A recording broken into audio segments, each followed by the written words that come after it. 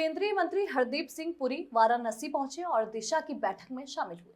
उन्होंने कहा कि काफी समय बाद ये बैठक हो रही है, लेकिन अब उम्मीद है कि हर 3-4 महीने पर नियमित बैठकें होंगी। बैठक में चंदौली और मछली शहर के सांसदों समेत कई विधायक व मंत्री इसमें शामिल हुए।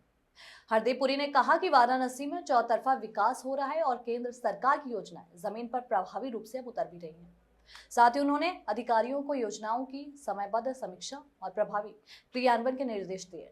बैठक में क्षेत्रीय विकास से जुड़ी कई अहम परियोजनाओं पर चर्चा हुई। वहीं पुरी ने कहा कि दिशा की बैठकें विकास कार्यों की निगरानी के लिए जरूरी है और अब इन्हें नियमित रूप से आयोजित किया जाएगा। मीटिंग हुई, बहुत अच्छी चर्चा हुई। जो इसके लिए एजेंडा पेपर्स बनाए गए थे, कलेक्टर साहब ने जो सरकारी स्कीम्स हैं, परियोजनाएं हैं, उनका रिव्यू किया गया और उनकी रेट ऑफ इम्प्लीमेंटेशन पे चर्चा हुई। और क्योंकि ये दिशा कमेटी की मीटिंग आज काफी समय से बाद हो रही है, पिछली मीटिंग दिसंबर 2022 में हुई है, उसके कई कारण है, उसको छोड़िए।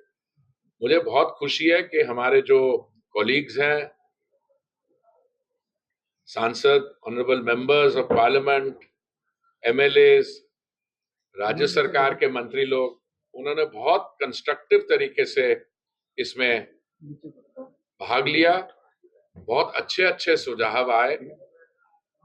कुछ ऐसी सुझाव थे जो स्पेसिफिक इम्प्लीमेंटेशन वाले हैं, जो मतलब कई जो सुझाव आए उस पे कलेक्टर साहब ने बताया कि इस पे ऑलरेडी एक्शन इनिशिएट हो गया है।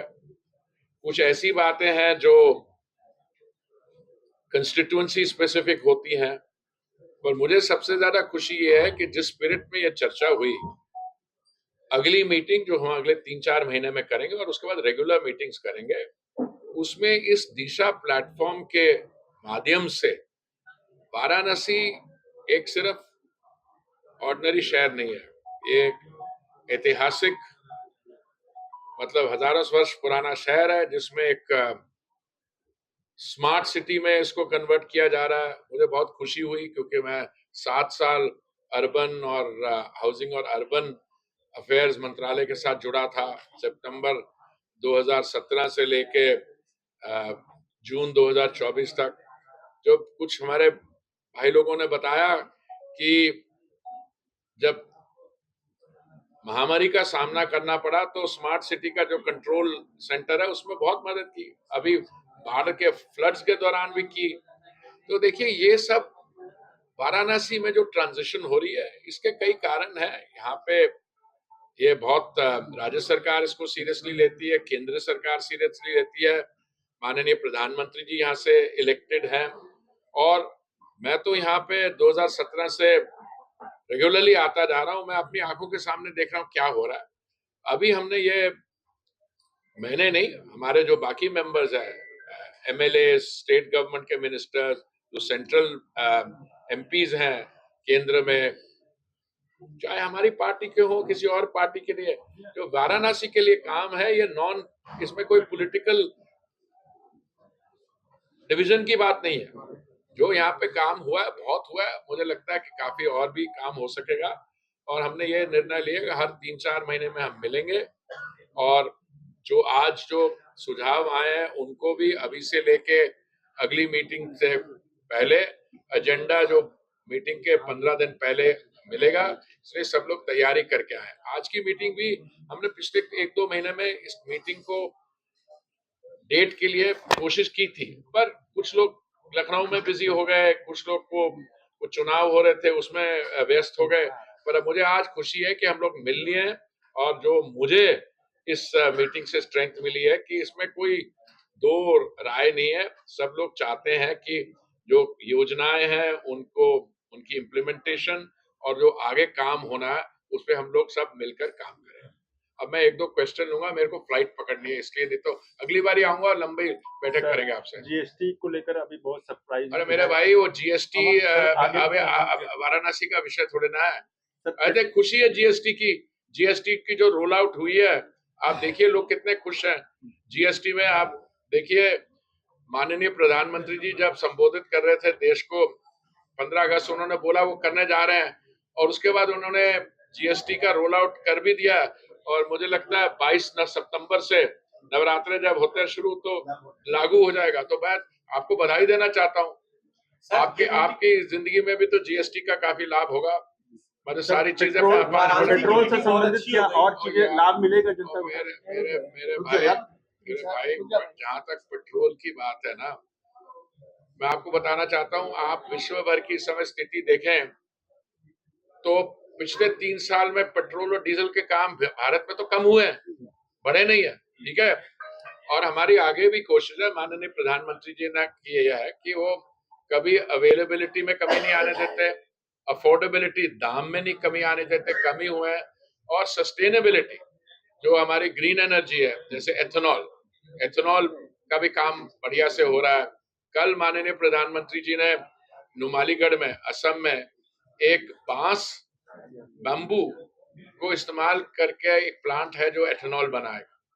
और उत्तर प्रदेश में मैं आपके मुख्यमंत्री जी को भी बधाई देना चाहता हूँ, यहाँ पे जो उन्होंने काम किया सीवीजी प्लांट्स के लिए और बाकी एनर्जी के लिए, बहुत यहाँ पे विकास हुआ है, और एनर्जी सेक्टर में भी। सर वाराणसी की बैठक अच्छी हो गई आपकी बता रहे हैं सर, लेकिन सर इससे पहले जो दिशा की बैठक थी, इसीलिए आज की बैठक में सबकी निगाहें भी थी, चाहे वो रायबरेली की बैठक हो, वहां पर। अरे मेरे भाई वाराणसी की बैठक जिसमें हम लोग साथ में रहे, आप लोग भी हमारा साथ दे रहे हैं, ये अच्छी होगी। इस पे छोड़िए ना, बाकी जगह क्या हुआ, क्या पर्सनैलिटीज है, मैं क्यों मेरे से टिप्पणी, मैं पॉलिटिकल आदमी हो गया हूँ, 40 साल में 39 इयर्स अधिकारी रहा हूँ, पर अब मेरे भी रिएक्शन पॉलिटिकल हो जाते हैं। मैं काफी इस समय रहने दो, ये अभी अच्छा काम दिशा कमेटी में हो रहा है, पॉलिटिकल रिएक्शन क्यों मेरे से दिलवाते हो? सर एथेनॉल की आप बात कर रहे हैं कि अब ये चर्चा चल रही है कि 20% से 10% जो एथेनॉल मेरे भाई गाड़ियों पे कोई असर नहीं है। भारत सरकार ने ये निर्णय लिया था कि नवंबर 2022 तक 10% एथेनॉल ब्लेंडिंग कर लेंगे। ये जो हमारा ऑब्जेक्टिव था ये 5 महीने पहले ही हो गया था। दूसरा हमने ऑब्जेक्टिव कहा 20% एथेनॉल ब्लेंडिंग, वो 2030 तक होगी, वो भी हमने 5-6 साल पहले कर लिया है। और 20% ब्लेंडिंग में कंपनियों ने बयान दिया है, SIAM society of Indian automobile manufacturers ने बयान दिया है, ब्राजील में भी हुआ है, उसमें कोई विवाद नहीं है।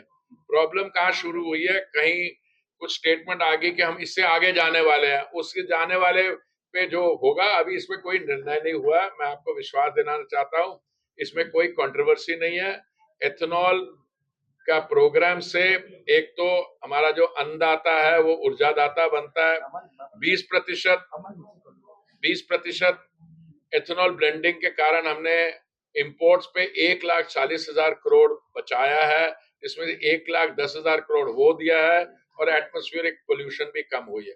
बहुत बहुत धन्यवाद। और आपके सवाल हो तो मैं अगली बार पूरे कर दूंगा। अब आप पूरे पॉलिटिकल हो गए।